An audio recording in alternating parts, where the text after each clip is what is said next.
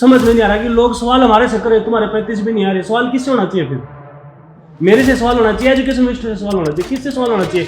लोग सवाल कर रहे हैं बच्चों से। पिछले 15 दिन से एजुकेशन मिनिस्टर है नहीं हरियाणा में, आसाम में है, वोट मांग रहे हैं। 35% का जो क्राइटेरिया है, इसका हल कैसे निकल सकता है? आप सोचो जो गोल्ड मेडलिस्ट बच्चे हैं यूनिवर्सिटीज के और जो टॉपर हैं यूजीसी नेट के, उन बच्चों को भी फेल किया जा रहा है। और वो बच्चे ओबीसी हैं और मुख्यमंत्री भी ओबीसी हैं। ओबीसी का नाश किया जा रहा है ओबीसी मुख्यमंत्री के नेतृत्व में।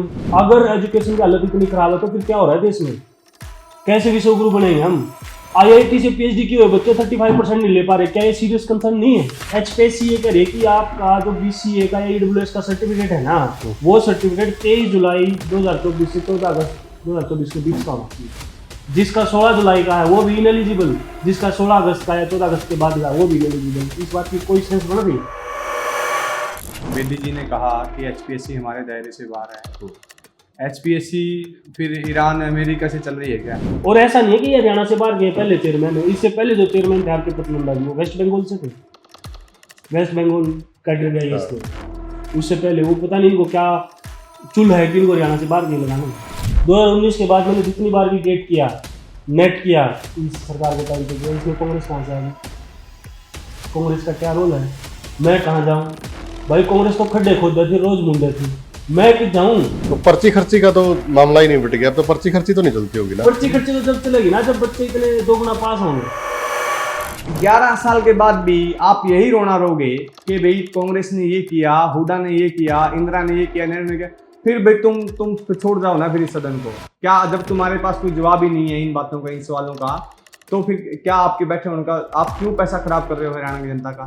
आप 10 रुपये कमा भी लोगे ना, आप रोज इस डर में रहोगे कि देखो आगे चप्पू लगा दो, क्योंकि बेरोजगारी इतनी ज़्यादा हो गई। अगर किसी की पेंशन काटनी है तो फैमिली आईडी से उठा लेते हैं, किसी का राशन कार्ड काटना है तो फैमिली आईडी से उठा लेते हैं, लाडो लक्ष्मी योजना का किसी का सर्टिफिकेट काटना है, उसकी एलिजिबिलिटी खत्म करनी तो फैमिली आईडी से उठा लेते हैं। लेकिन जब किसी को नौकरी देनी है तो फैमिली आईडी से दिखा रहे। नमस्कार दोस्तों, द एयर न्यूज में आपका स्वागत है। आज मेरे साथ एचपीएससी की आपने देखा होगा कि बहुत सारे हंगामे चलते हैं। जब भी कोई एग्ज़ाम इनका पास होता है तो कोई ना कोई खेड़ा खड़ा होता है। और अब तो एक बहुत ही बड़ा हो रहा है जिसका विधानसभा में काफ़ी चर्चा हुई, 35% वाला। दो साथी मेरे साथ आज बैठे हुए हैं, 35% हटाओ हरियाणा बचाओ, और ये हैशटैग के साथ एचपीएससी स्कैम एक हैशटैग इन्होंने चलाया हुआ है। मेरे साथ जसविंदर है भाई, ये 3 बार नेट क्वालिफाई और गेट क्वालिफाई है। और इसके साथ गुरमेल भाई है, गुरमेल सिंह ढाबी से हैं, 4 बार नेट क्वालिफाइड और पीएचडी सबमिट कर चुके हैं। तो स्वागत है भाई दोनों का। नमस्कार। थैंक यू भाई जी, लगातार 97वें दिन का धरना आप लोगों का हो गया है। तो क्या कुछ मेन समस्या क्या है? क्यों, कौन कौन से नेता आपके पास पहुंच चुके हैं? क्या समस्या आ रही है हरियाणा के अंदर? एचपीएससी लगातार आप 97वें दिन से धरने पे बैठे हो। सर हम 29 दिसंबर से धरने पे बैठे हैं। हाँ। और धरने पे हम एकदम हमारे दिमाग में आया धरने पे बैठना, ऐसे नहीं बैठे हम। 2 दिसंबर को इंग्लिश का रिजल्ट आता है, 613 पोस्ट थी, 4800 बच्चों ने अप्लाई किया था, 2100 बच्चे मेंस में पहुंचे थे। और 613 पोस्ट के अगेंस्ट 1226 को शॉर्ट लिस्ट करना था। लेकिन शॉर्ट लिस्ट करने की बजाय एचपीएससी एक अलग ही प्रोसेस अपना रही है, वो है रिजेक्शन की प्रोसेस। तो 613 की पोस्ट के अगेंस्ट जहाँ 1226 बच्चे इन्होंने लेने थे इंटरव्यू के लिए, इन्होंने लिए सिर्फ 151। उस 151 में से भी 6 बच्चे इन्होंने डॉक्यूमेंट वेरिफिकेशन में निकाल दिए, बच्चे सिर्फ 145। तो ये एकदम जब रिजल्ट आया कैंडिडेट्स में एकदम धक्का लगा कि ये क्या हुआ। बहुत सारे कैंडिडेट्स तो ऐसे थे जिन्होंने बहुत शानदार पेपर अटेम्प्ट किया था, उनको लगा कि हम तो फेल हो ही नहीं सकते, कैसे भी करके हमारे 35% से तो ज़्यादा आएंगे ही आएंगे। हाँ। तो हम अगले ही दिन चेयरमैन साहब के पास मिलने पहुंच गए।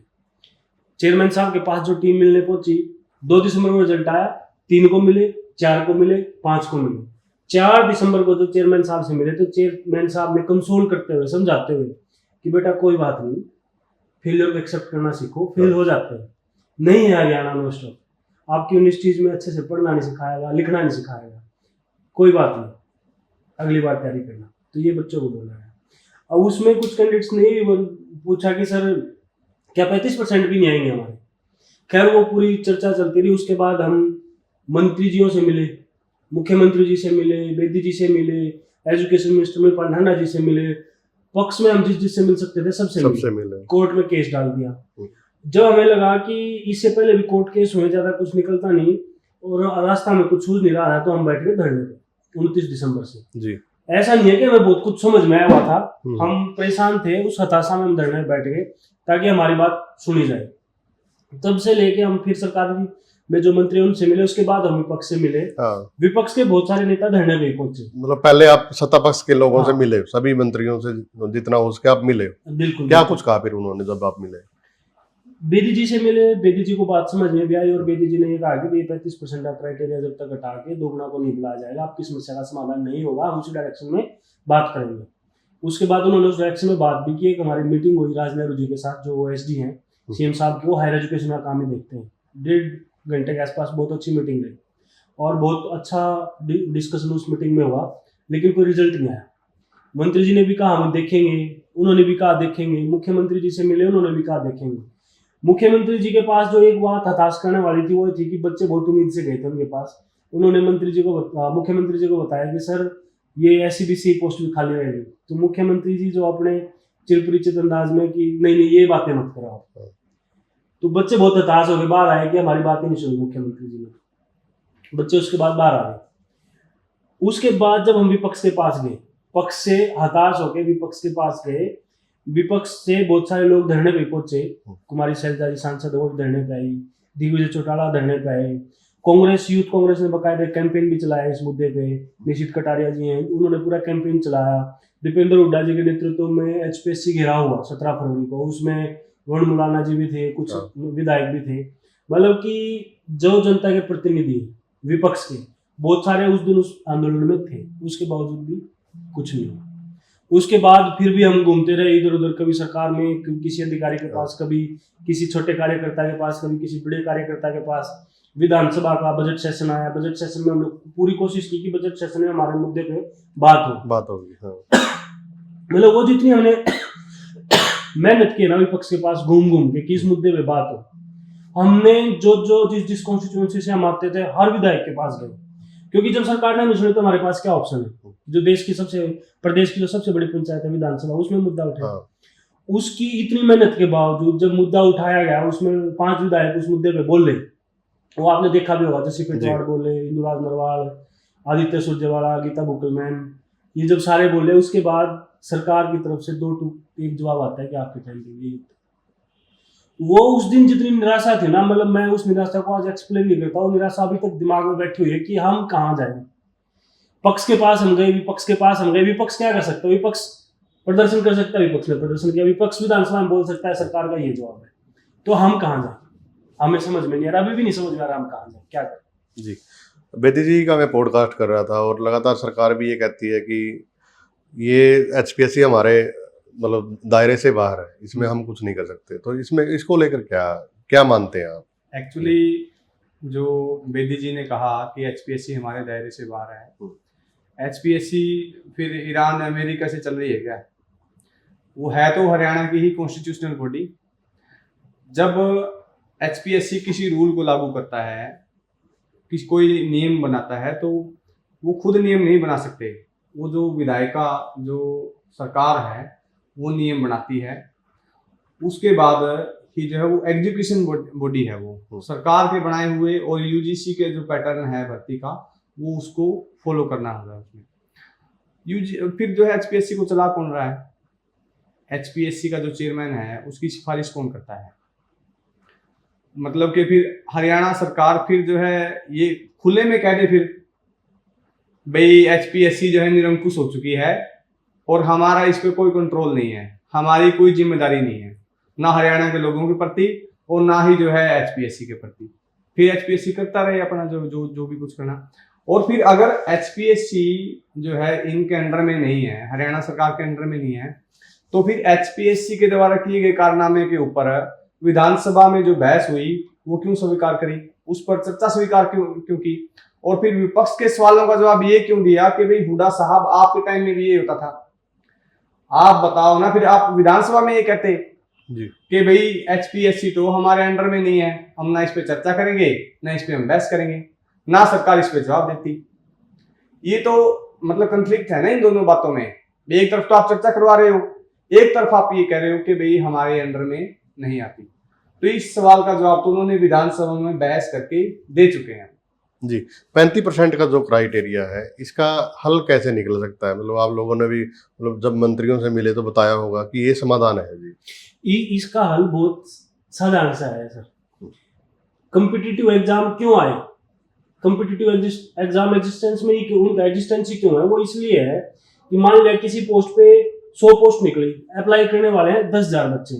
अब 10 के 10,000 एलिजिबल बच्चों में से लगने तो 100 ही हैं। अब वो जो बच गए 9,900 उनको ये कैसे एहसास दिलाया जाए कि आप लोग क्यों नहीं लगाएंगे? उसके लिए कॉम्पिटिटिव एग्जाम है। कॉम्पिटिटिव एग्जाम है स्क्रूटनी के लिए, शॉर्ट लिस्टिंग के लिए, वो रिजेक्शन के लिए नहीं है। ये बहुत बेसिक सी बात है। जैसे असिस्टेंट प्रोफेसर लगते हैं, बिल्कुल शुरुआत में 1960-70 में जो असिस्टेंट प्रोफेसर लगते हैं, जिसने मास्टर्स कर ली वो डायरेक्ट इंटरव्यू दिया लग जाते थे, कोई क्राइटेरिया नहीं होता था, वो ज्यादा इंटेलिजेंट होते थे। क्यों लगाए जाते थे वो? क्योंकि कंपटीशन कम था। उसके बाद एमफिल की कंडीशन आ गई। जैसे ही कंपटीशन बढ़ा कि भाई एमए की वो ज्यादा होने लगे, तो फिर कंडीशन आ गई एमफिल की कि जो एमफिल कर रहा है आओ इंटरव्यू दो। यूनिवर्सिटी में प्रोफेसर लगे एमफिल के हुए, वो क्यों लग जाते थे? वो क्यों नहीं उनका कोई स्क्रीनिंग होता था? क्यों नहीं उनका डिस्क्रिप्टिव एग्जाम होता था? क्योंकि उस टाइम कंपटीशन कम होता था, उससे लग जाते थे। फिर 99 के 2000 के आसपास नेट का एग्जाम आ गया, जिसका नेट होगा वो बच्चे लग जाते थे। हरियाणा के कॉलेजेस में एक्सटेंशन लेक्चर लगे हुए हैं जिनके नेट भी नहीं है, पीएचडी भी नहीं है हरियाणा में। इसी भारतीय जनता पार्टी सरकार के टाइम पे भी लगे हैं और हुड्डा साहब के टाइम पे भी लगे हैं। क्यों लगे वो? और उनको कमाल की बात है, उनको जॉब सिक्योरिटी भी देने जा रही है। भाई जब तक वो 58 साल के नहीं होंगे उनको कोई नहीं हटाएगा। ये जो एडवर्टाइज हुई थी वैकेंसी, वो 1900 के आसपास उनकी संख्या है। टोटल 4500 के आसपास जो पोस्ट खाली थी, जो सैंक्शन पोस्ट थी, उनको माइनस करके फिर ये 2400 के आसपास जो पोस्ट थी उसके बाद विज्ञापित की गई। 1931 है उनकी संख्या जी।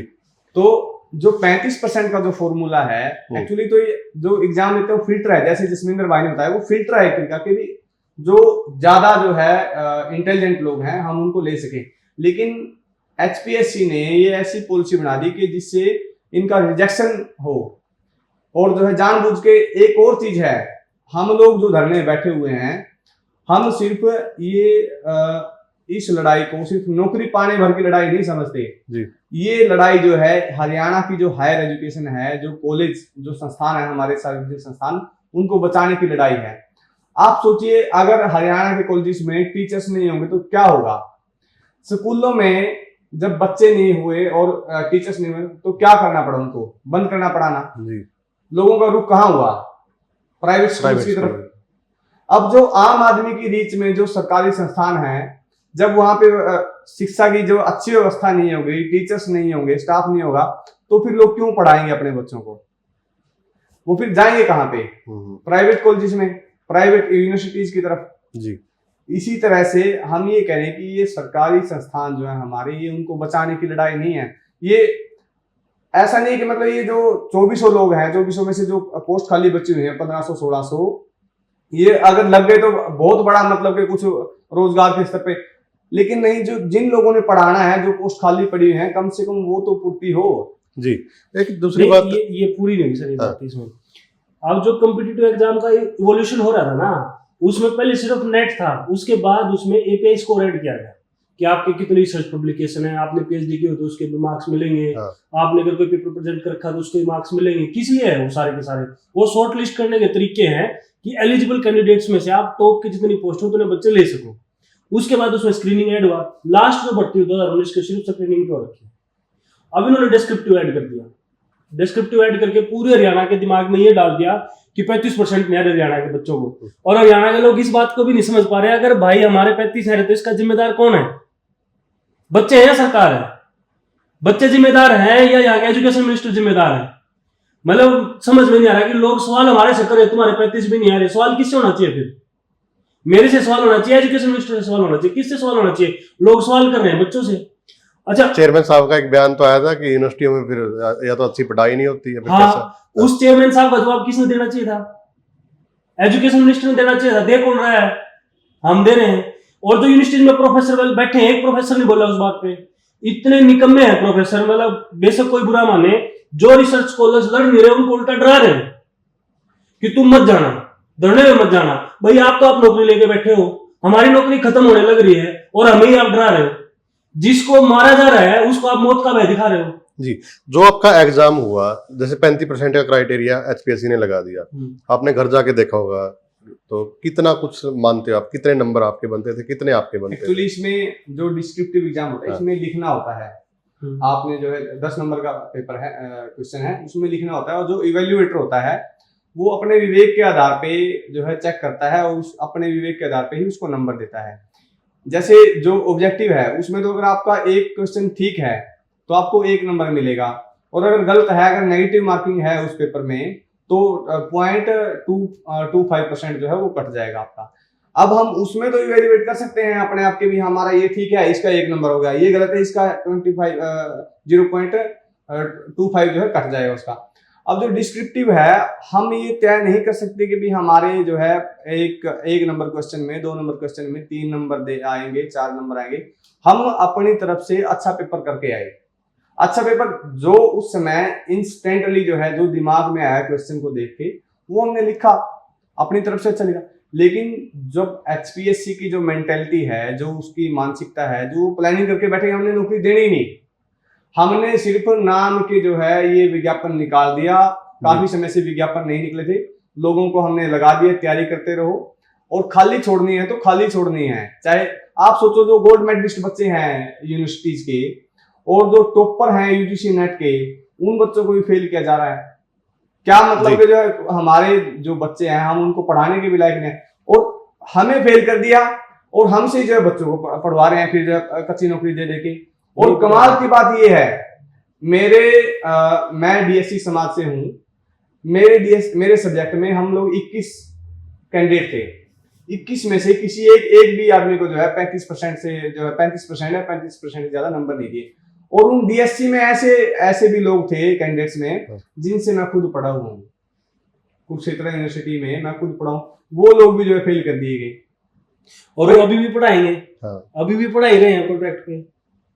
अच्छा, ये तो हमारा जो गुरमीत भाई करा, जैसे मैंने जब दे के आया, मेरे को ये था कि मेरे 50% मार्क्स आराम से आएंगे, ये मेरे को लग रहा था। फिर उसी पे बैक एंड में मेरे दिमाग में ये भी चला था पोस्ट पूरी ना भरेगी, क्योंकि उससे पहले इनका रिजल्ट आ चुका डिफेंस का और मास कम्युनिकेशन का, और ये इन्होंने उसको कहीं ना कहीं डिफेंस और मास कम्युनिकेशन वालों ने एक्सेप्ट भी कर लिया था। अब जो ये तो हो गया, चलो इंग्लिश, मास कम्युनिकेशन, डिफेंस, ये तो है जो हमने लिखना है, फॉर्मूला नहीं उसमें। मैथ वाले बच्चे फेल किए, वही बच्चे प्री में पास हो गए, मैं मतलब मेंस में फेल हो गए।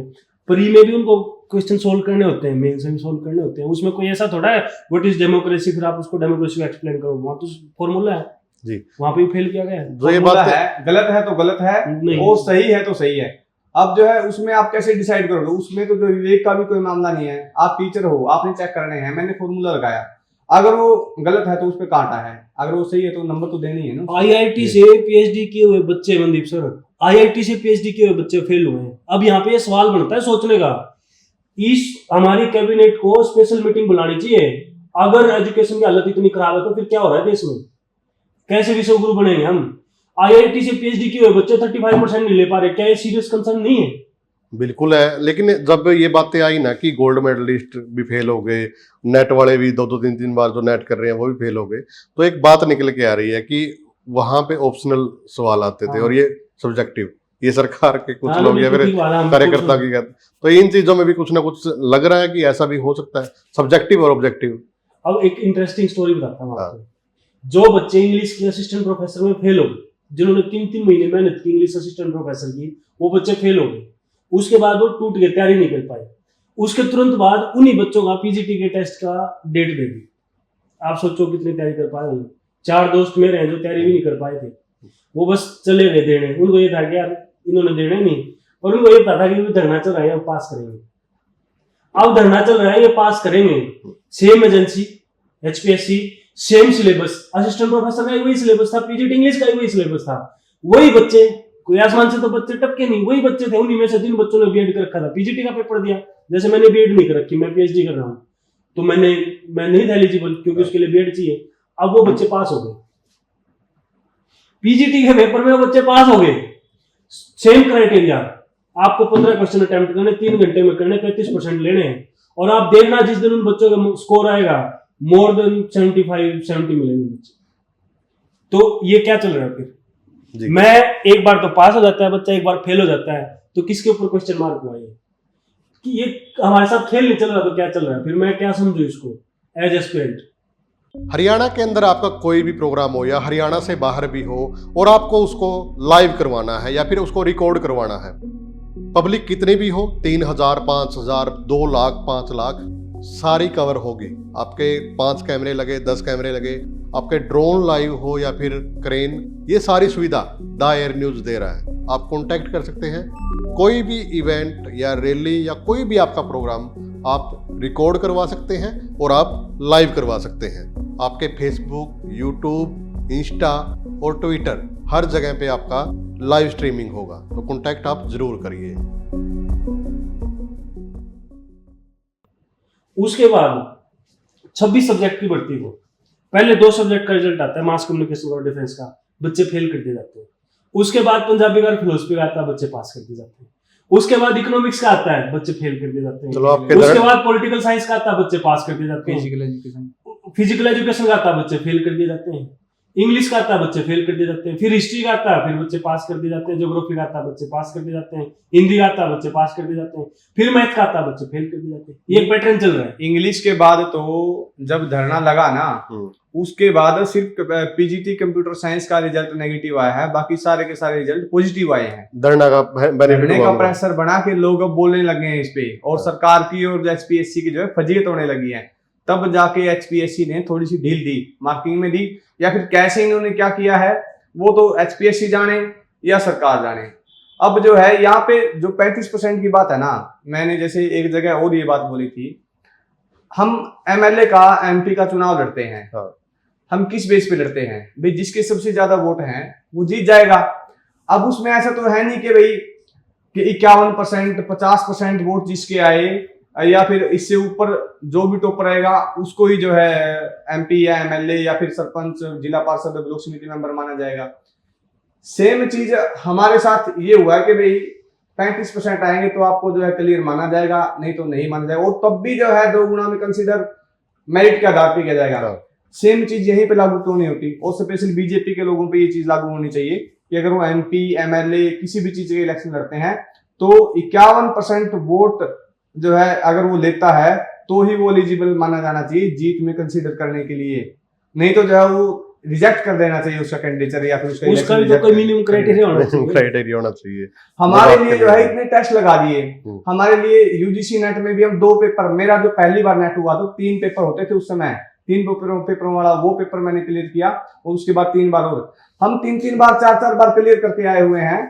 लेकिन इनके लिए भी जो है स्पेशली बीजेपी के लोगों के लिए एक टेस्ट जरूर होना चाहिए, इनके लिए पॉलिटिकल एप्टीट्यूड टेस्ट होना चाहिए जी, ताकि इनकी जो नॉलेज है पॉलिटिकल सिनेरियो की वो पता लग सके और देख सकेंगे इनमें कितने की एलिजिबल है। इसके साथ साथ बाहरी का भी एक बड़ा मुद्दा चलता है कि जो बाहरी लोग हैं उनको ज्यादा पास प्रेफरेंस दी जा रही है, तो कुछ ऐसा भी है इसमें? हम क्या देख रहे थे, जैसे मैं, मेरा अगर देखने का नजरिया तो मैं मेरे वर्ग की बात करता हूं, क्योंकि जो मेरे वर्ग के 226 असिस्टेंट प्रोफेसर लगने थे, अब उसमें से जो है 150 से ज्यादा सीटें खाली रह गई, तो नुकसान किसको हुआ? लेकिन इसके साथ साथ अगर हम इसको इस तरह से ना देख के, जो जनरल जो वर्ग है, सामान्य वर्ग है, हरियाणा का जो सामान्य वर्ग है उसको भी नुकसान हो रहा है। बाहर के बच्चे कितने लग सकते हैं? मतलब कि आप मानो जो है 5, 7, 10 की तो हम मान सकते हैं नॉर्मल है, लेकिन इंग्लिश की जो वैकेंसी है उसमें जो जनरल वर्ग में जो बच्चे लगे हैं वो 100 के आसपास बच्चे हैं बाहर के। मतलब यहाँ पे एक, मतलब कि इस सरकार ने एक सिनेरियो चलाया था, एक लोगों के बीच में भ्रामक अफवाह कि भाई जाट नॉन जाट, आप जनरल वर्ग में आप जाट को छोड़ो, अरे आपको हरियाणा को कोई ब्राह्मण, बनिया, खत्री, अरोड़ा, ये लोग, ये बच्चे, इनके बच्चे नहीं मिल रहे क्या आपको हरियाणा के? आप सोचो जाट नहीं लगाना आपने, जाट से दिक्कत है भाई या किसी और जाति की दिक्कत है, तो और भी तो बच्चे हैं। अरे हरियाणा के भाजपा के बच्चे लगा दो, हरियाणा के संघियों के बच्चे लगा दो। अब बाहर के बच्चे, बाहर वाला क्या देगा हमें? एक्चुअली इनका प्रयास ये है, 2014 से पहले संघ का यहाँ पे कैडर नहीं था, और अब जो है ये जो उस कैडर को जो है बाहर के लोगों को ला ला करके यहाँ पे एज ए ट्रेनर के तौर पे यहाँ पे नौकरी दे रहे हैं, ना कि हरियाणा के बच्चों को पढ़ाने के लिए नौकरियां दे रहे हैं। जी, इसके साथ साथ जब बात करते हैं हम कि बाहरी का जब बात चलती है तो सरकार कहती है कि हमारे बच्चे भी तो बाहर नौकरी लगते हैं, दिल्ली में लगते हैं, यूपी में लगते हैं, पंजाब में लगते हैं, तो उनको कैसे रोक सकते हैं हम? उसका तो कोई एक भर्ती में पैमाना नहीं है ना। जैसे पंजाब की भर्ती निकली, 100 बच्चों की भर्ती निकली, उसमें हरियाणा के कितने लगेंगे? 3, 4, 5, यही होगा ना। फिजिकल एजुकेशन में जनरल कैटेगरी 59 बच्चे लगे, 59 में से 30 बाहर का, मोर देन 50% है। कोई भी एक स्टेट बताए मुख्यमंत्री जी की जिस एक भर्ती में हरियाणा के बच्चे मोर देन 50% लगे हो किसी स्टेट में। पंजाबी के असिस्टेंट प्रोफेसर पंजाबी के 11 बच्चे लगे जनरल में, 11 के 11 बाहर के हैं। एक भी भर्ती बताए मुख्यमंत्री जी किसी और प्रदेश में एक भर्ती में 100 के 100% बच्चे हरियाणा के लगे हों, एक भी भर्ती बताएं। इंग्लिश के 134 में से 100 के आसपास। मतलब पहली बात तो आपने पोस्ट खाली छोड़ी, वो एक चीज है। 2 सवाल इसमें, एक पोस्ट खाली छोड़ना, उसके बाद जो थोड़े से लगा रहे हैं उसमें बाहर के लगा रहे हैं। 70% बच्चे बाहर के। आप एक भर्ती बताओ जिसमें बाहर के किसी प्रदेश में 70% लगे हो। अब जब हमारे मुख्यमंत्री जी बच्चों जैसी बातें करें, इसीलिए हमें ज्यादा हताशा होती है कि हम कहाँ तो विश्वगुरु बनने चले थे, कहाँ हम बच्चों की तरह लड़ रहे हैं छोटी छोटी बातों पर। वो बात मुख्यमंत्री जी को समझाने पड़ रही है कि सर आप क्या कह रहे हैं, किस तरीके की बात कर रहे हैं आप। और इसमें एक और है सर, जो आपने मेरिट का सवाल है 35% का, हरियाणा के बहुत सारे लोग कहते हैं 35% तो आए नहीं। हाँ। आप रो रहे हैं। मैं एक छोटी सी बात नहीं समझ में आ रही कि इसका मतलब 35% वाले कोई आप लोग, इसका मतलब आप बहुत अच्छे टीचर लगाना चाह रहे हो। इसका मतलब तो यही हुआ कि भाई आप बहुत अच्छा टीचर लगाओगे, लेकिन मेरे प्यारे हरियाणा वासियों जो जिनको ये लग रहा है कि बहुत मेरिटोरियस टीचर लगाना चाह रही है सरकार, भाइयों हमें ही पढ़ाएंगे। फिर उसके बाद कॉन्ट्रैक्ट में पढ़ा रहे हैं वही, फिर उनको क्यों पढ़ा रहे हो जब वो पढ़ाने लायक ही नहीं है? तो क्यों पढ़ा रहे हैं? बड़ी बात है ये भी भाई, जब आपको मेरिट वाले ही लगाने हैं फिर उनको क्यों पढ़ा रहे हो आप? और एक छोटी सी बात है जो समझने की जरूरत है, जैसे हम ना पर्चे में लिखते हैं कि एक होती है एब्सोल्यूट मेरिट, एक होती है रिलेटिव मेरिट। एब्सोल्यूट मेरिट का मतलब क्या है? तो ये बच्चे कॉन्ट्रैक्ट में पढ़ा रहे हैं जो वो इनमें से लोग धरने पे क्यों नहीं आ रहे बच्चे? धरने पे जितने बच्चे अफेक्टेड हैं उसका 10% भी नहीं आ रहे, लेकिन 10% भी क्योंकि पढ़े लिखे हैं तो माहौल तो बना ही रखा है पूरे हरियाणा में। सारे हरियाणा को मुद्दा का पता है, क्यों नहीं आ रहे? कोई स्कूल में पढ़ा रहा है एचकेआरएम के थ्रू, कोई किसी यूनिवर्सिटी में पढ़ा रहा है कॉन्ट्रैक्ट में, कोई किसी कॉलेज में एक्सटेंशन में पढ़ा रहा है। यही तो पढ़ा रहे हैं, कोई दूसरे देश से आके थोड़ा पढ़ा रहा है। जैसे एक गांव है, एक गांव में किसी ने बच्चे को बच्चा पढ़ाना अपना, वो कहेगी कि मैं तो ऑक्सफोर्ड लेवल का कोई टीचर मिलेगा ना तभी पढ़ाऊंगा अपने बच्चे को। क्या होगा उसके साथ? तो मिलना ही नहीं, टीचर ही नहीं मिलेगा, उसका बच्चा अनपढ़ रहेगा। ये हो गया एब्सोल्यूट मेरिट। रिलेटिव मेरिट क्या है कि मेरे को बच्चा पढ़ाना अपना, मेरे आसपास जितने टीचर अवेलेबल हैं, चाहे 100 है चाहे 1000 है, उनमें से मैं एक अच्छा छाट लूंगा। ये होती है रिलेटिव मेरिट। अब जो यहाँ के कॉलेजेस है वहां पे टीचर तो चाहिए ना, और टीचर कहां से लेके आओगे आप? जो यहाँ के 4800 बच्चे थे अवेलेबल, उन्हीं में से तो 613 छाटोगे आप, या कहां से लेके आओगे? ये इतनी सी छोटी सी, मतलब कोई रॉकेट साइंस नहीं इसको समझने में, लेकिन इस बात को ये घुमाते रहते हैं बार बार। 35% ले तो आए भाई साहब, हाँ ले तो आए हैं, बिहार से ले आए, यूपी से ले आए, उत्तराखंड से ले आए। हाँ, लेके क्या है वही बता रहा हूँ।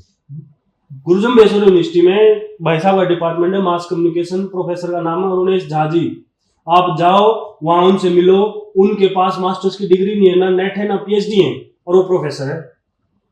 मतलब आपने अपने बच्चों को, जो वेल क्वालिफाइड बच्चे हैं वो तो आपको वेल क्वालिफाइड नहीं लगे, उनको तो आपने स्क्रीनिंग भी लेना है, मेंस भी लेना है, उनसे डिस्क्रिप्टिव भी लिखवाना है, और किसी को जो आपका चाहता है उससे उसका ना तो आपने मेंस लेना ना उसकी तो आपने मिनिमम एलिजिबिलिटी भी नहीं देखनी, उसको आप डायरेक्ट प्रोफेसर ऑफ प्रैक्टिस लगा रहे हो। तो ये 2 पैमाने क्यों चल रहे हैं हरियाणा में? हमारा सवाल ये है, अगर इनको मेरिटोरियस ही लेनी है, क्वालिटी ही लेनी है, तो ये हो क्या रहा है फिर? तो ये भी चल रहा है जैसे बिहार कह रहे हैं कि बिहार का चेयरमैन है, अगर हरियाणा का ही चेयरमैन होना चाहिए, तो इसका भी कुछ फर्क है कि वो बाहर के लोगों की ज्यादा मेल बिल्कुल फर्क पड़ता है। आप अभी HSSC के चेयरमैन है हिम्मत सिंह जी, वो हरियाणा से हैं। आप उनकी फेसबुक पोस्ट देखना, कोई भी जाओ डायरेक्ट मिल सकता है उनको, सुना हम अपना दुखड़ा तो रो सकते हैं, ये तो सुनते ही नहीं। और ऐसा नहीं कि हरियाणा से बाहर गए पहले चेयरमैन है, इससे पहले जो चेयरमैन थे आपके पचनंदा जी, वो वेस्ट बंगाल से थे, वेस्ट बंगाल कैडर गए थे। उससे पहले वो पता नहीं इनको क्या चुल है कि इनको हरियाणा से बाहर गए लगाने, ये समझ में नहीं आ रही बात। और एक पत्रकार साथी जो है इनसे मिलने गए थे कि भाई उन्होंने पूछा कि भाई मतलब इतना जरूरी क्यों है ये जो 35% का जो क्राइटेरिया है। तो उनकी यहाँ से मतलब जो जातीय मानसिकता है ना वो यहाँ से पता लगती है। उनका कहना था कि जो SC और BC है ये 15-15 20-20 नंबर ले लेके प्रोफेसर मास्टर बन जाते हैं, इनका इलाज करना है। आप सोच लीजिए भाई, जिन लोगों के वोट से सरकार बनी है भाई, ऐसे लोगों को सरकार ने जो है हरियाणा के अंदर बैठा रखा है जो उनके प्रति मतलब ऐसी मानसिकता रखते हैं। वैसे तो उनके ऊपर है ना SC/ST एट्रोसिटी एक्ट के तहत जो है केस बनना चाहिए ऐसी डेरिवेटरी स्टेटमेंट के कारण। लेकिन आप सोचिए जो है वो आदमी जो है मुख्यमंत्री तक का फोन नहीं उठा रहा, तो किस लेवल तक मतलब कि उसकी जो है पकड़ होगी सरकार के अंदर और जो है प्रशासन के अंदर। इसमें एक और फैक्ट ऐड करना चाह रहा था मैं, जिन लोगों को ये लगता है कि मेरिट वाले लगा रहे हैं, हाँ। हमारी भर्ती से पहले कुछ भर्तियां हुई PGT की, AMO की, जुडिशरी की, उनमें 440 बच्चे हैं EWS और OBC कैटेगरी के, 5 बच्चे जुडिशरी के हैं, 84 बच्चे आयुर्वेदिक मेडिकल ऑफिसर के हैं, 351 बच्चे PGT के और 40 बच्चे TGT के हैं। उनकी भर्ती रोक रखी है, उनकी ज्वाइनिंग रोक रखी है। वो बच्चे फाइनल लिस्ट में नाम आ गया, उनकी ज्वाइनिंग हो रही है। सिर्फ क्यों रोक रखी है वो इंटरेस्टिंग है। 23 जुलाई 2024 को उनकी भर्ती आई, 14 अगस्त की लास्ट डेट थी। अब HPSC ये कह रहे कि आपका जो BCA का या EWS का सर्टिफिकेट है ना, वो सर्टिफिकेट 23 जुलाई 2024 से 14 अगस्त 2024 के बीच का होना चाहिए।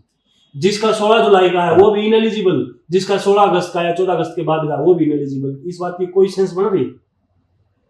जिनको ये लग रहा है मेरिटोरियस लगाना चाह रहे हैं, उन बच्चों से जाके पूछो जिन बच्चों की ज्वाइनिंग रोक रखी इन्होंने। जबकि खुद सरकार का नोटिस है 2022 का कि जिसकी कैटेगरी फैमिली आईडी में वेरीफाइड है, आप उसको मजबूर नहीं कर सकते कि कैटेगरी सर्टिफिकेट जमा करवाओ, आप फैमिली आईडी से उठा सकते हो, लेकिन नहीं उठा रहे। अगर किसी की पेंशन काटनी है तो फैमिली आईडी से उठा लेते हैं, किसी का राशन कार्ड काटना है तो फैमिली आईडी से उठा लेते हैं, लाडो लक्ष्मी योजना का किसी का सर्टिफिकेट काटना है, उसकी एलिजिबिलिटी खत्म करनी तो फैमिली आईडी से उठा लेते हैं। लेकिन जब किसी को नौकरी देनी है तो फैमिली आईडी से नहीं उठा रहे। और वो बच्चे OBC हैं और मुख्यमंत्री भी OBC हैं। OBC का नाश किया जा रहा है OBC मुख्यमंत्री के नेतृत्व में, लेकिन कुछ नहीं बोल रहा है कोई भी। उनके ऊपर उनका क्या क्या गलती है उन बच्चों की। और जो इनकम सर्टिफिकेट है ना भाई साहब, वो पिछले 3 साल की इनकम के बेस पे बनता है। मतलब कि जो 2024 वाले है ना, उनका 2023-24 के फाइनेंशियल ईयर के बेस पे बनेगा। वो बेशक 1 अप्रैल 2024 को बनवाए या वो 31 मार्च 2025 को बनवाए या वो 28 जुलाई को बनाए, सारे एलिजिबल है, फिर भी उनको ज्वाइनिंग नहीं दे रहे। कुल मिला के उन्होंने पोस्ट खाली रख ली। तो पर्ची खर्ची का तो मामला ही नहीं बिट गया। अब तो पर्ची खर्ची तो नहीं चलती होगी ना? पर्ची खर्ची तो जब चलेगी ना जब बच्चे इतने 2 गुना पास होंगे। पास ही नहीं हो रहे। पास ही नहीं हो रहे पर्ची ना, खर्ची मतलब कब चलेगी ना? 613 पोस्ट है हाँ। और 151 बच्चे पास हो रहे हैं, फिर उनको मतलब कि पर्ची खर्ची क्या जरूरत है? भले या फिर वो पर्ची खर्ची करके ही जो है पास हुए हो इतने लोग। हम ये भी नहीं कहते भी नहीं चली है, हम ये कह रहे हैं HPSC जानती है कि कैसे पास हुए हैं। क्योंकि देखो जो 1900 लोग जो है फेल हुए हैं वो भी तो मतलब कि जो है बैठे हैं ना कैसे न कैसे। अगर उनको जो है वो पास नहीं हुए तो क्या क्या सोच रहे होंगे वो? इंटरव्यू का खुला रेट चल रहा है भाई साहब, 12 लाख से 18 लाख के बीच में HPSC के इंटरव्यू का। और HPSC के इंटरनल भी बहस है। कुछ लोग इसलिए भी दुखी है कि ये पूरे बच्चे अगर 2 गुना पास करते तो पैसे बढ़ते। ये लेवल आ गया हमारा, मतलब कैसे विश्व गुरु बनेंगे हम। तो अब जो आपका धरना चल रहा है, कितने लोग अब बैठते हो और सारे लोग क्यों नहीं बैठते? सारे लोग इसलिए नहीं बैठते क्योंकि हम विश्वविद्यालयों में, कॉलेजेस में और समाज को, हरियाणा के लोगों को जाके जो है शहरों में, कॉलेजों में, यूनिवर्सिटी में जाके हम जो उनसे बातचीत कर रहे हैं, मीटिंग्स कर रहे हैं, छात्र संगठनों के बीच जा रहे हैं, सामाजिक संगठनों के बीच जा रहे हैं। इसीलिए सारे लोग नहीं बैठ पा रहे। हम जो है पिछले 1 हफ्ते से हम लोग घर से बाहर निकले हुए हैं। कभी हम रोहतक जा रहे हैं, कभी हम हिसार जा रहे हैं, कभी सिरसा जा रहे हैं। तो हम लोग लगे हुए हैं कि इसको किस प्रकार से जो है इस आंदोलन को और तेज किया जा सकता है। इसीलिए धरना चल रहा है। हम उठे नहीं है, धरना तब जो है उठा माना जाएगा जब वो जो है हम उसको घोषणा कर देंगे। हाँ। लोगों के बीच में भी जाना जरूरी है। अब पंचकूला से कौन देखता है कौन नहीं देखता है, वो जो है हमें लगता है कि भी लोगों के बीच में जाना चाहिए। जी, कांग्रेस की जब पहले आपने जिक्र किया था कि ये कांग्रेस को ना ऐसे दबा देते हैं विधानसभा में भी, जैसे भाई आपके राज्य में तो ये हुआ था, तो क्या सच में पहले होता था ऐसे? इससे भी बुरा हाल था? भाई साहब मैं बताता हूँ। मानो अगर कांग्रेस के टाइम में होता था ऐसा, तब मैं एलिजिबल नहीं था असिस्टेंट प्रोफेसर लगने के लिए, और हम पढ़ रहे थे तब होता था। लोगों ने 2014 में आपको जो है लैंडस्लाइड मेजोरिटी दी, विक्ट्री दी आपको किस लिए दी? अरे वो खराब कर रहे थे तभी तो आप लोगों को लेके आए हैं यहाँ पे। अगर वो सही कर रहे होते हाँ। तो फिर आपकी क्या जरूरत थी इस प्रदेश में? और 11 साल के बाद भी आप यही रोना रोगे कि भाई कांग्रेस ने ये किया, हुड्डा ने ये किया, इंदिरा ने ये किया, नेहरू ने किया। फिर भाई तुम छोड़ जाओ ना फिर इस सदन को। क्या जब तुम्हारे पास कोई जवाब ही नहीं है इन बातों का, इन सवालों का, तो फिर क्या आपके बैठे होने का? आप क्यों पैसा खराब कर रहे हो हरियाणा की जनता का? क्यों आप इस सदन को जो है चला रहे हो? आप छोड़ दो कि हमने तो अगर जवाब नहीं देना ना विधानसभा में, आप छोड़ दो कि हम तो विधानसभा सत्र ही नहीं बुलाएंगे, एक दिन का बजट सेशन बुलाएंगे, पढ़ा बजट और चलो भाई अपने अपने घर। क्या जो हरियाणा का इतना जनता जो टैक्स पे करती है उसका पैसा खराब होता है वहां पे। विषयों पे ही चर्चा करने के लिए तो मतलब कि विधानसभा बुलाई जाती है, उसका कोई रिजल्ट ना निकले, कोई सेटिस्फैक्टरी जवाब ना मिले, फिर क्या फायदा उस पर बहस करने का भी? आप जो है मतलब 11 साल बाद भी मतलब उन चीजों में सुधार नहीं कर पाए, फिर आपके सत्ता में बने रहने का कोई औचित्य नहीं है। मैं आपको ना कुछ चीजें दिखाता हूँ सर। जी। जो एक तो मेरी भी हुई 2016 में, किसकी सरकार थी? 16 में तो ही नहीं की थी, बीजेपी बीजेपी की। मेरी 2019 में एमए हुई, किसकी सरकार थी? बीजेपी की। 2019 के बाद मैंने जितनी बार भी गेट किया, नेट किया, इस सरकार के टाइम पे किया। इसमें कांग्रेस कहाँ से आ गई? कांग्रेस का क्या रोल है? मैं कहाँ जाऊं भाई? कांग्रेस को खड्डे खोदे थे, रोज मुंडे थी। मैं कि जाऊं जिन्हें वोट देकर सरकार बनाए? हमने उन वो क्यों रहा है हमने? अब इसमें है ना कुछ चीजें हैं जो मैं आपको दिखाना चाह रहा था, और ये मैं आपके पास भेजूंगी सारी। ठीक है। कांग्रेस के टाइम पे क्या ऐसा होता था? ये गुरुजुम्बेश्वर यूनिवर्सिटी का नोटिस है जिसमें असिस्टेंट प्रोफेसर को 15,000 रुपये पर मंथ के उसमें पढ़ाया जाएगा। रिसर्च स्कॉलर पढ़ाएगा, उसको 15,000 रुपये महीने दिए जाएंगे। जो रिसर्च स्कॉलर फेल किए गए हैं वही 15-15 हजार रुपए में क्लासेस लेंगे यूनिवर्सिटीज के अंदर। ये अभी का नोटिस है, ये एमडीयू का नोटिस है। पिछले साल असिस्टेंट प्रोफेसर लगाए गए कॉन्ट्रैक्ट पे। असिस्टेंट प्रोफेसर की कम से कम तनख्वाह किसी को भी कहीं ना, सोचो कितनी हो सकती है? पीएचडी के बच्चे को सरकार निकम्मे से निकम्मी सरकार कितने देगी? तो हर आदमी मैक्सिमम मतलब मिनिमम 35-40 पे रुक जाएगा कि यार इससे कम तो क्या देगा, यही सोचेंगे। तो ये नोटिस है बकायदा, ये है 4 अगस्त 2025 का नोटिस है। इसमें 60,000 रुपये पर सेमेस्टर, 60,000 रुपये पर सेमेस्टर, यानी 10,000 रुपये पर मंथ। साल में 2 सेमेस्टर होते हैं, 2 सेमेस्टर होते हैं साल में, 1,20,000 रुपये हो गए साल के, 1,20,000 बटे में 12, 10,000 रुपये पर मंथ। तो इसमें कांग्रेस का क्या रोल है भाई? कांग्रेस निकम्मी थी, आपको किसने रोक रखा कुछ अच्छा करने से? आपको ये पावर किसने दे दी कि आप बच्चों को ऐसे बेइज्जत करोगे? आप हमें बार बार ये फील करवा रहे हो। अब मैं गांव से निकला पीएचडी करने, अब मैं यूनिवर्सिटी में जाकर 10,000 में पढ़ाऊंगा। मेरे पड़ोस के चाचा जी जो मेरे को लगातार देखते थे, वो अपने बच्चे को क्या कहेंगे? वो कहेंगे बेटा तू भी पीएचडी करिए। वो अपने बच्चे को कहेंगे देख पढ़ लिख के आने लाग रहे। मनरेगा की मजदूरी दर है भाई साहब 462 या 63 रुपए प्रतिदिन की।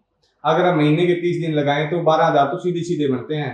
और यहाँ पे आप देखो एक बच्चा जो है 12वीं पास करने के बाद 5 साल तो उसके BE MA करने के बाद यानी UG PG के, उसके बाद वो उस पे UGC नेट पे कितना समय लगता है, PhD करने में कितना समय लगता है, उसके बाद वो 10,000 रुपए के लिए एलिजिबल होगा।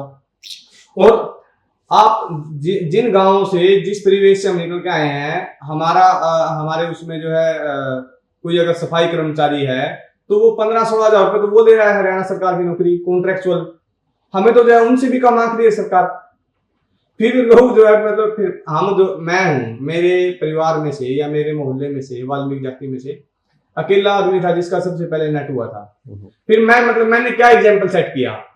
फिर तो जो है लोग यही कहें फिर भाई इतने पढ़े लिखे के तुमने क्या हासिल कर लिया? फिर तो पढ़ाने का फायदा नहीं है बच्चों को। आप लोगों में तो काफी छूट भी दे रखी है, आरक्षण भी है, उसके बावजूद भी आप नौकरी नहीं लग पाए अभी तक। आप उस छूट का क्या फायदा जो है मानेंगे आप, जहां नीति जो है नौकरी देने की हो ही ना। जो 35% की मैंने किसी और तो DSC भी लग गया ना साथ में। DSC के लिए मैं वही तो बता रहा हूँ। DSC की 2 सीटें थी मास कम्युनिकेशन में, 10 साल के बाद सीटें आई थी। 1 सीट OSC को चलेगी, 1 सीट खाली चलेगी। इंग्लिश सब्जेक्ट की 7 सीटें थी। इस 35% की पॉलिसी के कारण सिर्फ एक बच्चा पास हुआ, वो भी शायद जनरल में कंसीडर कर लिया गया। 60 की 60 सीटें वो खाली चलेगी। और ऐसा नहीं है कि एलिजिबल नहीं है, 4 बार नेट क्वालिफाई है, PhD सबमिट हो चुकी है, तो क्या हम जो है 35% के लायक भी नहीं है? क्या हमने मतलब कि जो है हमने कुछ भी नहीं पढ़ा कि हम बच्चों को पढ़ा सकें। ऐसा थोड़ी ना कि भाई हम जो है बिल्कुल ही हम डफर हैं कि भाई वो आगे, चलो मैं डफर हूँ, अरे जिनसे मैं पढ़ के आया हूँ वो तो कुछ ना कुछ होंगे। और जो ऑलरेडी पढ़ा रहे हैं बच्चे, जो कॉन्ट्रैक्चुअल पढ़ा रहे हैं, जो पक्की नौकरी के लिए जिन्होंने पेपर दिया, वो भी तो कुछ ना कुछ जो पढ़ रहे होंगे, कुछ पढ़ा रहे होंगे। और उनके पढ़ाए हुए बच्चे मास कम्युनिकेशन में भी जो है अच्छी अच्छी जगह पे भी काम कर रहे हैं। ये एक और नोटिस है सर, ये हमारा रिजल्ट है ना उसके बाद का नोटिस है, जी। और ये मीटिंग हो चुकी 13 नवंबर को। क्या मतलब ये? कि ये है कि अभी कॉलेजेस में जो पोस्ट वैकेंट रहेगी ना, पता है वहां पे कौन पढ़ाएगा? Research scholar. और फ्री ऑफ कॉस्ट जिनको फेल कर दिया गया है, वो आप पढ़ाएंगे? वो मेरिट तो है नहीं इसमें पढ़ाने की, वही पढ़ाएगा। ये नोटिस है करनाल डिस्ट्रिक्ट का। ये 1 2 3 4 5 कॉलेजेस का अलग अलग 5 सब्जेक्ट की इसमें डिटेल दे रहे हैं, क्योंकि हमें इसी सब्जेक्ट के टीचर चाहिए। जो बच्चे यूनिवर्सिटी में पीएचडी कर रहे हैं, जिनको फेलोशिप मिलती है रिसर्च करने के लिए, वो अब कॉलेजेस में पढ़ाएंगे फ्री में। दूसरा तो फिर जायज फ्री में। आपका। और जो फेलोशिप मिलती है वो सिर्फ उनको पढ़ने के लिए मिलती है, रिसर्च करने के लिए मिलती है, ताकि क्वालिटेटिव रिजल्ट्स आ सके, क्वालिटी रिसर्च हो सके, क्वालिटी स्टडी हो सके। और इन्हीं बच्चों को अब जो है फिर कहेंगे कि आपकी रिसर्च का बुरा हाल है। रिसर्च का बुरा हाल नहीं होगा तो क्या होगा? कितनी कॉन्फ्रेंस करवाई हरियाणा सरकार ने पिछले 12 साल में? कोई पूछने वाला हो एजुकेशन मिनिस्टर से? पिछले 15 दिन से एजुकेशन मिनिस्टर है नहीं हरियाणा में, आसाम में है, वोट मांग रहे हैं। मैं भाई साहब, मैं इस धरने को क्यों सपोर्ट कर रहा हूँ, क्यों जो है इस धरने में बैठा हूँ। अगर इसी पेपर के आधार पे 2 गुना बुलाया जाए 35% को हटा करके, तो भी मेरा नाम नहीं आएगा। मेरा शायद 8वां या 9वां रैंक है मेरी कैटेगरी में। मैं इसलिए बैठा हूँ क्योंकि जो 150 लोग और प्रोफेसर लगने थे ना भाई, वो नहीं लग पाए मेरे समाज के। जी। एक ये सामाजिक दर्द है कि भाई जो है हम लोग इस मुहिम में लगे हुए हैं। नहीं तो जब अगर खुद के लिए नौकरी के लड़ते तो कहीं ना कहीं प्राइवेट ज्वाइन कर लेते, कुछ ना कुछ और कर लेते। लेकिन ये हमारे जो समाज के लोग अगर लगते, पहली बार इतनी बड़ी संख्या में लगते, समाज की दशा दिशा तय करने में उनका कोई ना कोई महत्वपूर्ण रोल रहता भविष्य के अंदर। क्योंकि जो बुद्धिजीवी जो लोग हैं वो समाज को एक अच्छी दशा और दिशा जो है दे सकते। जी। तो अब क्या कुछ रणनीति होगी आपकी, क्योंकि 97 दिन का तो आपका ये हो ही गया जैसे धरना। वो आपका ये बिल्कुल सही सवाल है, लेकिन इससे पहले सर मैं एक और इंफॉर्मेशन देना चाह रहा था कि हम धरने बैठे ना, कैसे कैसे हमें टॉर्चर किया जा रहा है। हमारे फोन चोरी हुए, जो साथी धरने बैठे थे रात को उनके फोन चोरी हुए। हमने पुलिस को सारी डिटेल दे दी, वीडियो दे दी, चोर की वीडियो दे दी। 15 दिन लगे पुलिस को ये पता करने में कि फोन कहाँ है, आईफोन था। उसके बाद पुलिस को फोन मिल गए। अब 15 दिन से हमें धक्के खिला रहे, फोन नहीं दे रहे। फोन पुलिस के पास है, ये एप्लीकेशन लिखो, एक बार में भी नहीं बताते क्या क्या करना, अब ये करो, अब ये करो, अब ये करो। टॉर्चर कर रहे हैं, पुलिस टॉर्चर कर रही है। टॉर्चर क्यों कर रही है? कि बैठे क्यों हैं यहाँ पे? मतलब जिनका काम यूनिवर्सिटी में पढ़ाने का था, जो पढ़ते थे, जो रिसर्च करते थे, रिसर्चर ही तो है जो देश को आगे लेके जाते हैं। आज ईरान में अमेरिका के साथ जो लोहा ले रहा है, वो तभी तो ले रहा है ना, उन्होंने बच्चों को रिसर्च करने सिखाई। हम क्या सीख रहे हैं, क्या कर रहे हैं हम, क्या कर रहे हैं? मजबूर कर रखा हमने। अब हमने आगे की, जो अब आपका सवाल था कि आगे की रणनीति क्या है, देखो कैंडिडेट सारे धरने पे नहीं आ सकते। उसका रीजन है कि मैक्सिमम लोग जॉब करते हैं, और आज के टाइम पे जब 10,000 की नौकरी मुश्किल से मिलती है तो कोई जॉब रिस्क में नहीं डाल सकता। दूसरा, खासकर जो समाज ने जिनको वोट देके इनको बनाया मुख्यमंत्री और मंत्री, हम वापस उसी समाज के पास जा रहे हैं। हर यूनिवर्सिटी में हमने जॉइंट फ्रंट बनाए हैं। गाँव में जा जाके हम मीटिंग करेंगे। 25 अप्रैल से हरियाणा की गाँव की यात्रा शुरू कर देंगे। गाँव में जा जाके हम लोगों को बताएंगे हरियाणा में जो जहर बोया गया ना जाट नॉन जाट का, उसने हरियाणा का बहुत नुकसान कर रखा है। एससी में ओएससी डीएससी हो गया। अब देखो चल क्या रहा है हरियाणा में, ओएससी वाले तो कह रहे हैं डीएससी वाले को और ले लो, डीएससी मिल गया।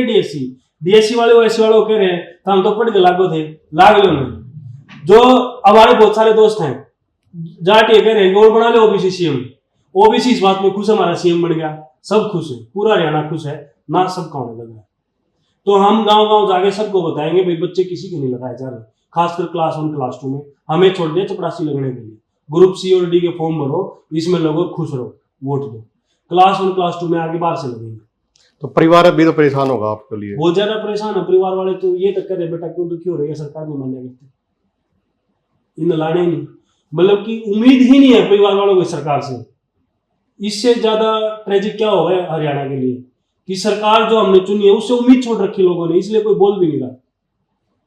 जब अभी मैथ का रिजल्ट आया, मैथ के साथियों से हमने बात की कि भाई अब क्या करोगे, जिनकी पीएचडी सबमिट हो चुकी, 42,000 रुपये उनको स्कॉलरशिप मिल रही थी हर महीने। वो पता है क्या बोला यार क्या करेंगे, मानना तो उन्होंने है नहीं किसी प्राइवेट स्कूल में ज्वाइन करना। आप इस हताशा को अगर कोई सीरियसनेस को समझने वाला बैठा हो सरकार में कि ये देश को कहाँ लेके जाएगी हताशा, कोई हायर एजुकेशन में क्यों आएगा? आपको पता है आप समाज में कितना बड़ा बम तैयार करने लग रहे हो, क्राइम बढ़ेगा नहीं बढ़ेगा इससे? जो सोशोलॉजिस्ट है वो तो यही कहते हैं जब आप सोसाइटी में बेरोजगारी बढ़ेगी और इच्छाएं बढ़ेगी तो क्राइम बढ़ेगा, और क्या होगा फिर? और उस क्राइम में भी उन्होंने पुलिस में भी होमगार्ड लगा रहे हैं, परमानेंट पोस्ट अभी निकली हुई है। होमगार्ड आप देखना किसी भी थाने में जाना आपको होमगार्ड ज्यादा मिलेंगे, परमानेंट सिपाही कम मिलेंगे। नेट के बजाय अगर आप आइल्स वगैरह कर लेते तो आज विदेश में सेट हो। हाँ बिल्कुल, ये तो घर वाले कहते ही हैं। अभी जो है आगे है ना, जो बच्चे हायर एजुकेशन की तरफ जो है जाना कम कर देंगे, या फिर जाएंगे तो क्या करेंगे, डिस्टेंस एजुकेशन की तरफ रुख करेंगे। और क्या करेंगे, सी और डी ग्रुप के लिए जो इन्होंने सीईटी लेके आए, और अभी भी बहुत सारे बच्चे जो है लाखों की संख्या में बच्चे तैयारी के लिए जाते हैं सीईटी के लिए। नौकरियां किसको मिलनी है, कितनी नौकरियां मिल जाएगी? इसका बहुत ज्यादा नुकसान होना हरियाणा वाले भाई साहब। आप 10 रुपए कमा भी लोगे ना, आप रोज इस डर में रहोगे कि देखो आगे चक्कू लगा दे, क्योंकि बेरोजगारी इतनी ज्यादा होने वाली है। पिछले साल जो पिछला सेशन था 1.5 लाख सीट खाली रही है हरियाणा की हायर एजुकेशन की यूनिवर्सिटीज और कॉलेज में। एमडी यूनिवर्सिटी में एक मास्टर्स प्रोग्राम के लिए जहां 1200 एप्लीकेशन आती थी, एमए हिस्ट्री के लिए पिछले सेशन में वहां 150 एप्लीकेशन थी। बच्चे कहाँ गए? आपको पता है भाई और लाइब्रेरीज बढ़ रही है शहरों में, प्राइवेट लाइब्रेरीज बढ़ रही है बहुत ज्यादा, अब तो गांव वाइज भी होगी। हाँ, इस सेशन में नवंबर तक एडमिशन हुए हैं कॉलेज कैडर के हरियाणा के कॉलेज में, बार-बार। और जबकि दिसंबर पहले जो है नवंबर हाफ निकलते ही तो एग्जाम शुरू हो जाते थे, फर्स्ट सेम के, थर्ड के, फिफ्थ के। आप सोचिए मतलब किस हद तक जो है बच्चे जो है दूर हो रहे हैं कॉलेज, जो रेगुलर जो एजुकेशन है उससे। आपकी बातों से तो एक डरावना सा हरियाणा का फ्यूचर लगता है जिस हिसाब से आप। हमें डर लगता है भाई साहब ऐसा, मतलब घर वाले जब एक तो ना, जैसे हम घर वालों को समझा भी नहीं पाते हमारे साथ हुआ क्या, हमें फेल किया गया ये समझाना बहुत मुश्किल काम है। और उसके बाद समझ में भी आ जाते हैं तो घर वाले कह देते हैं ये नहीं माना करते, ये ऐसे ही हैं, इन्होंने लगाने ही नहीं, तुम घर पे आ जाओ। क्यों आ जाए हम घर पे, जमीन लगाना नहीं चाह रहे? तो हमें सच में रास्ता नहीं दिख रहा, क्या है रास्ता? हम इस अपने हाथ पैर मार रहे हैं बस। हमने तय कर लिया गाँव में जाएंगे, लोगों से बात करेंगे। बहुत सारे लोग तो हमारे साथी ये कहते हैं यार क्यों एनर्जी खराब कर रहे हो, मतलब एनर्जी तो हमारी पहले खराब हो चुकी। जो मैंने 2013 मैंने एडमिशन लिया बीए इंग्लिश ऑनर्स में, एमए की, फिर मैंने पीएचडी कर रहा हूँ मैंने उसके बाद नेट की तैयारी की, वो सारी मेरी जो एनर्जी है उसका क्या हुआ? खराबी तो हुई वो। मेरे घर वाले, मेरे पापा मिस्त्री थे फर्नीचर के, मेरे को 8वीं क्लास में होती फर्नीचर का मिस्त्री बना देते, इतने को तो भी कमा लेता नहीं कमा लेता, तो वो मेरी एनर्जी वेस्ट नहीं हुई इतनी। मेरे चाचा ताऊ सब ने मिल के पढ़ाया मेरे को, मेरे अकेले पापा ने नहीं पढ़ाया मेरे को, मेरे पापा मेंटली डिस्टर्ब थे, उन्होंने सब ने मिलकर, इतने लोगों की एनर्जी मेरे ऊपर लगी, मेरी एनर्जी लगी, क्या वो सारी एनर्जी वेस्ट नहीं हो रही? वो एनर्जी भी तो वेस्ट ही हुई। तो फिर लास्ट में मेरे दिमाग में ये आता है कोई नहीं जसविंदर 6 महीने यहाँ पे एनर्जी लगा लेते हैं, लेकिन जो होगा देखी जाएगी, लड़ेंगे जरूर। कम से कम हरियाणा को ये तो पता चले जिस दिन ये कॉलेज बर्बाद हो लेंगे, ये तो पता चले कि हाँ 10 बावड़े बालक थे जो लाग रहे थे, रुके मार लाग रहे थे। जी, अब लोगों से क्या कुछ आप अपील करना चाहेंगे? लोगों से ये अपील करते हैं कि भाई ये जो 35% का जो क्राइटेरिया है, ये ऐसा नहीं कि सिर्फ हम पे ही मार पड़ी है या इसी वैकेंसी में मार पड़ी है, आगे भविष्य में जो वैकेंसी आने वाली हैं ए और बी की, उनमें भी यही क्राइटेरिया रहेगा। आने वाले बच्चों जो नौकरी के लिए एलिजिबल हैं उन पे भी इसकी मार पड़ेगी। तो इस मुहिम में हमारा साथ दें और सरकार को बोलें कि भी इस पॉलिसी को तोड़ें, ताकि जो सीटें हैं वो खाली ना जाएं और हरियाणा की जो हायर एजुकेशन की जो व्यवस्था है वो सुचारू रूप से चलती रहे, ताकि ये जो हायर एजुकेशन इंस्टीट्यूट हैं वो बचे रहें। नहीं तो जैसे अभी मैंने बताया था कि भी सीटें खाली जा रही हैं, वैसे जो है आगे हरियाणा के सरकारी कॉलेज में बच्चे जो है एडमिशन लेने के लिए नहीं मिलेंगे। और अगर पब्लिक इंस्टीट्यूट नहीं बचेंगे, खासकर जो जाति का जहर बांट रखा है ना, जाट नॉन जाट हरियाणा में, जाट नॉन जाट करके इतना जहर बांट दिया, जो SC/BC खासकर जो ओबीसी जिनको लगता है हमारा मुख्यमंत्री आ गया, भाई ओबीसी भाई, जिन आपको लग रहा है आपका मुख्यमंत्री आ गया, 85 बच्चे 121 बच्चे लग रहे थे इंग्लिश में, सिर्फ 7 लगे हैं। अभी 31 बच्चे लग रहे थे मैथ में, जीरो, एक सॉरी 4 बच्चे लगे हैं। ऐसी सैकड़ों पोस्ट है जो खाली छोड़ दी गई। अभी मैं 440 पोस्ट बता रहा था जिनका सिलेक्शन हो रहा था। तो ये लड़ाई सबकी है। और नू ना सोचो हमारे मुख्यमंत्री हैं, ये मुख्यमंत्री हमारी तो समझ में आओ भाई हमारे नहीं है, हमारे एजुकेशन इंस्टीट्यूट बर्बाद हो रहे हैं। और जब पब्लिक इंस्टीट्यूट बर्बाद हो जाएंगे आरक्षण का क्या करोगे? आपने एक बात और बताई अपने आप थी, खत्म हो जाएगा। आपने एक और बात बताई थी कि आप संघ से भी जुड़े हुए हैं। हाँ, मैंने शाखा लगाई हुई है। मैं जब गांव में था, मेरे दादाजी थे बहुत अच्छे इंसान, वो आर्य समाजी थे, तो एक लगाव सा बढ़ गया। मैं उनके पास बैठा रहता था, घंटों सुनता रहता था उनकी, तो वो उनका इंक्लिनेशन था। मैं कॉलेज में गया तो मैंने शाखा भी लगाई। और सुषमा स्वराज जी का एक एफडीआई पे बहुत शानदार भाषण है जिसमें बताते हैं कि एफडीआई ने कैसे बर्बाद कर दिया देश को। और 2014 इलेक्शन में मैंने वोट मांगी हुई है, मेरी वोट बनी नहीं थी उस टाइम तक, मैंने वोट मांगी हुई मोदी जी के लिए। मैं बहुत बड़ा फैन होता हूँ मोदी जी का। जब मोदी जी ने आपकी एफडीआई बढ़ाई, मतलब मैं छोटे से मेरे दिमाग में आ गया था कि उन्होंने आपकी एफडीआई बढ़ाई दी तो गलत हो। जो मेरी शाखा प्रमुख थे, मैंने उनसे बात की कि एफडीआई बढ़ा दिया, आप इसको कैसे देख रहे हो, गलत है। वहीं से मेरी बहस हो गई थी। उन्होंने खूब उसके बाद भी मौके तो थे कि भाई आप संघ में जाकर बहुत कुछ कर सकते हो, लेकिन जो ओवरऑल एजुकेशन सिस्टम बर्बाद हो रहा है उसका क्या होगा? देश का तो फिर नुकसान ही है। जी, बातचीत करने के लिए धन्यवाद। आपका भी बहुत बहुत धन्यवाद, आपने हमें बात रखने के लिए Thank you. मौका दिया। धन्यवाद। तो वीडियो को ज़्यादा से ज़्यादा शेयर करें और जो इनका गुस्सा है वो आप उसको कैसे देखते हैं वो भी एक बार कमेंट के माध्यम से ज़रूर बताएं। और हरियाणा सरकार से यही रिक्वेस्ट है कि इनका कोई ना कोई हल ज़रूर निकला जाए, क्योंकि 97 दिन से ये लोग, और ये भी नहीं है कि वेल एजुकेटेड लोग हैं और ये धरना दे रहे हैं, तो देश का भविष्य है, हरियाणा का भविष्य है, तो हरियाणा सरकार भी ध्यान दे। धन्यवाद।